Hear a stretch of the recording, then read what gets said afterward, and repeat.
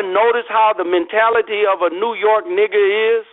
The average New York nigga, the average New Jersey nigga, always and always have had Moorish mentality. 7 and 17, go ahead. Amos 7. Now hear what the Lord says about this black ass woman. Which is cutthroat.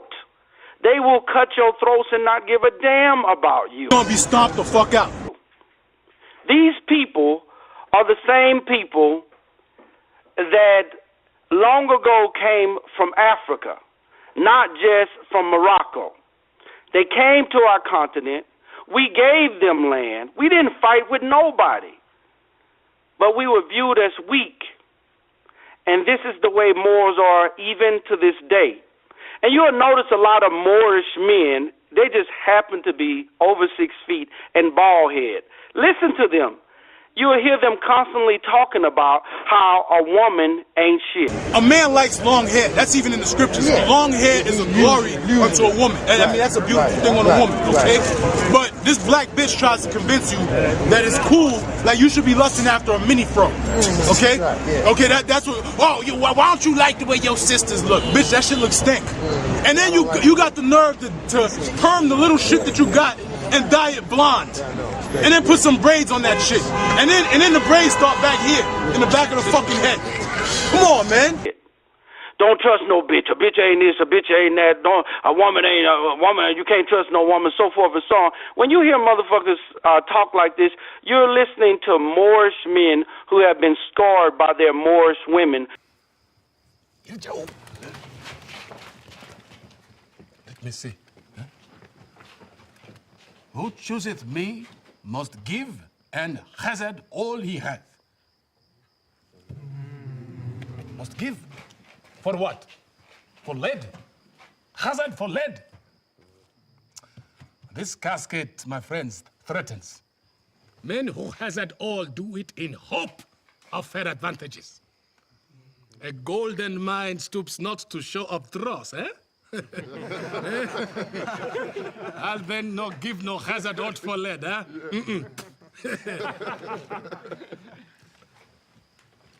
What says the silver with her virgin hue?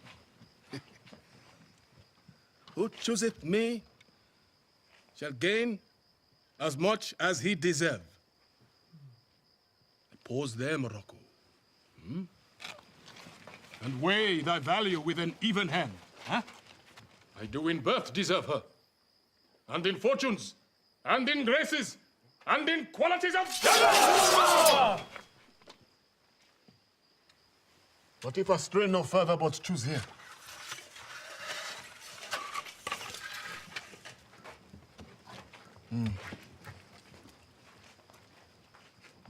Who chooseth me will gain what many men desire. Why, that's the lady! All of the world desires her. From the four corners of the earth they come to kiss this shrine, this mortal breathing scent. Deliver me the key. Here do I choose, and thrive as I may. There, take it, Prince. And if my form lie there, I am yours.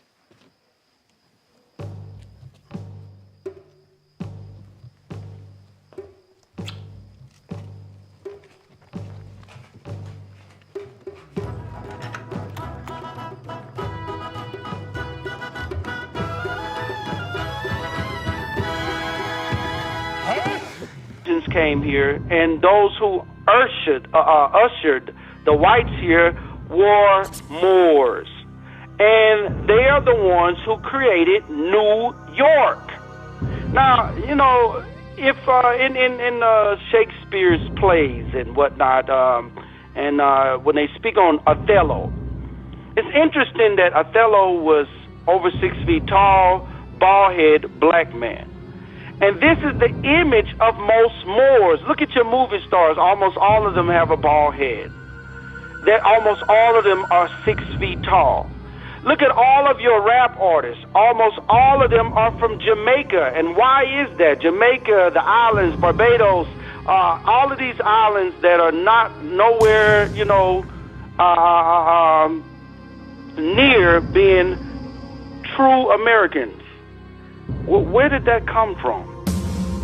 How did that take place? I'm going to tell you how it took place.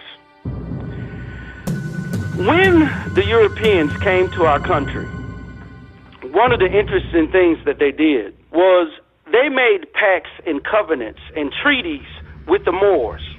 The Moors are the ones that told them how to get here. The Moors are the ones that was on the ships navigating them, showing them to this beautiful land. With the diplomatic relations between the Moroccan Empire and the European powers between the 1500s and 1800s, between the same time period of the so-called transatlantic slave trade. That's why I'm focusing on that time period, 1500 to the 1800s. During that time period, we Moors had Europeans enslaved. The Moors thought that they could make an agreement with these individuals and a pact with these Jews. See, a lot of times you hear one story about, well, America is made up out of all of the people that England kicked out. But the truth of the matter is, that's only a portion of what the Eurocentric American history is really about. It's really archaically about the Jews coming over here, and they are the ones that used the Moors to get here. The Moors existed and had a government way before supposedly even the Asians. The Mongoloids came here. The people that are known as Native Americans today, look at them. They are Asians. You can't tell the difference between a Native American or a goddamn Chinaman, because they're the same fucking people. They are Mongoloid orientation. They came down through the Bering Straits. Now, nobody's denying this history, all right? Nobody's denying this anymore. But what they don't tell you about is the history of the Moors and how they established New York. They established almost all of that East Coast to be theirs. They established that. And let me tell you right now, I'm just go ahead and say it. You motherfuckers signing papers, I'm the one to tell you, your ass is getting ready to go to jail.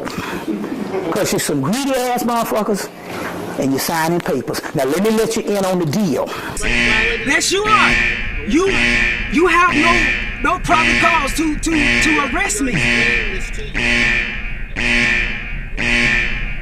Traffic infraction are not in crime.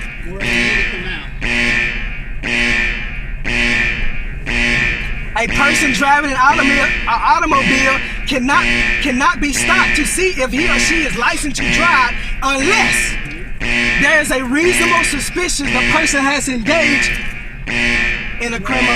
I'm explaining this to you, okay? The window's gonna fly open here in a minute. Come on out. You can't lock the seat. Step back, okay? Step back.